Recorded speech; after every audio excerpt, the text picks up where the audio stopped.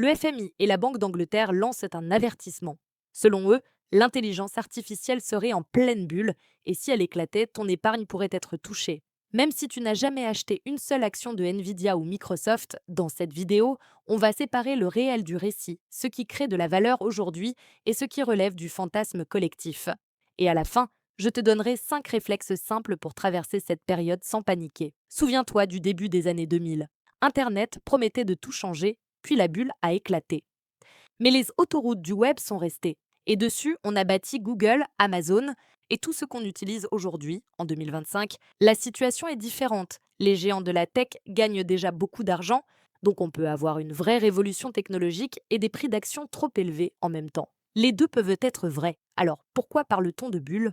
Parce que la demande explose, mais la marge réelle n'est pas toujours au rendez-vous. Chaque réponse d'IA coûte de l'électricité, des serveurs et des puces très chères, donc c'est loin d'être gratuit. Et dans beaucoup d'entreprises, les projets d'IA sont encore à l'état de test. Selon le MIT, 95% des pilotes n'apportent pas de vraie productivité. C'est normal au début d'une révolution, mais ça montre aussi que la monétisation est plus lente que l'enthousiasme à côté de ça. Certaines poches de valeur sont déjà bien réelles. Les assistants de code font gagner du temps, la publicité devient plus ciblée et les fabricants de puces, comme Nvidia ou AMD, encaissent des milliards de cash. Donc la question n'est pas est-ce que l'IA sert à quelque chose, mais plutôt où crée-t-elle de la valeur et à quel coût?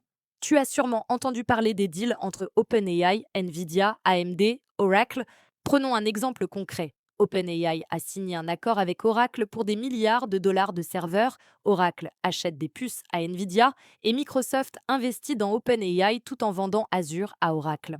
On a parfois l'impression que l'argent tourne en rond et c'est un peu vrai. En réalité, c'est un écosystème qui s'organise. Chacun sécurise ses livraisons de puces, ses prix, ses infrastructures, donc ce n'est pas une arnaque. Mais si l'argent circule plus vite que la valeur créée pour l'utilisateur final, alors le marché finit par remettre les pieds sur terre et ça, c'est souvent le signal d'un dégonflement. Autre point, la comptabilité. Imagine que tu achètes une voiture de livraison à 50 000 euros. Tu pourrais dire j'ai perdu 50 000 euros cette année ou tu pourrais dire j'amortis sur 5 ans, donc ça me coûte 10 000 par an. C'est ce que font beaucoup d'entreprises avec leurs serveurs IA. Elles étalent le coût sur plusieurs années pour lisser leurs résultats. Sur le papier, les profits paraissent plus beaux, mais dans la vraie vie, les serveurs IA vieillissent plus vite qu'une voiture, les nouvelles puces sortent tous les 18 mois et les cycles de remplacement s'accélèrent.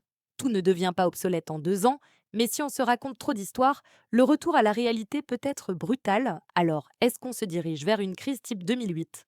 Probablement pas, c'est plutôt un scénario façon 2001, avec une correction sévère sur la tech, moins d'investissement pendant un moment et une économie qui ralentit puis redémarre. Le vrai risque, c'est la concentration.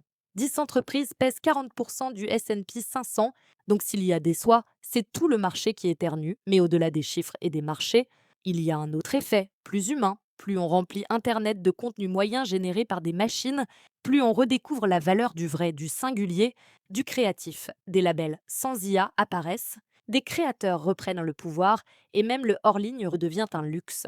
Ironique, non. Plus l'IA accélère, plus on a envie d'humain. Alors maintenant, concrètement, que faire? Voici 5 réflexes simples pour garder la tête froide. 1. Garde toujours un matelas de sécurité pour 3 à 6 mois de dépenses et ne vends jamais dans la panique. 2. Évalue ton niveau de tolérance au risque en imaginant ton portefeuille divisé par 2. Si tu paniques rien qu'à l'idée, réduis ton exposition maintenant pendant que tout va bien. 3. Diversifie géographiquement en ne misant pas tout sur les États-Unis, ajoute de l'Europe, de l'Asie ou des indices monde pour lisser les chocs. 4. Varie les styles en investissant dans des entreprises plus petites ou dans des sociétés moins chères. Ce ne sont pas des solutions miracles, mais ça t'évite d'être dépendant des géants de l'IA. Et 5. Si tu es prudent, il existe des produits qui limitent les grosses pertes en échange d'un plafond sur les gains. C'est une sorte d'assurance, pas gratuite, mais parfois utile pour dormir tranquille. Pour suivre l'évolution de cette révolution mal pricée, voici 3 indicateurs clés à garder à l'œil. 1. Le coût d'une réponse IA. Aujourd'hui, une requête ChatGPT coûte quelques centimes à OpenAI, donc est-ce que ce coût baisse vraiment avec le temps ou est-ce qu'on atteint un plancher technique? 2. Le taux de projet qui passe en production et génère de vrais revenus. Le MIT dit que 95% des pilotes échouent, donc est-ce que ce chiffre s'améliore ou est-ce qu'on stagne? 3. Le rendement du capital investi. Microsoft a dépensé 13 milliards de dollars dans OpenAI, donc combien de revenus ça génère vraiment et combien chaque milliard dépensé rapporte-t-il en retour. Si ces trois courbes s'améliorent, alors la bulle peut se dégonfler sans éclater. Sinon, la correction sera plus rude, l'IA n'est pas une arnaque, c'est une transformation profonde, parfois mal évaluée. Le vrai danger, c'est le décalage entre des investissements énormes aujourd'hui et des bénéfices qui arriveront plus lentement que prévu. À court terme, on surestime toujours une technologie, mais à long terme, on la sous-estime. La bonne attitude, ce n'est ni l'euphorie ni le cynisme, c'est la lucidité.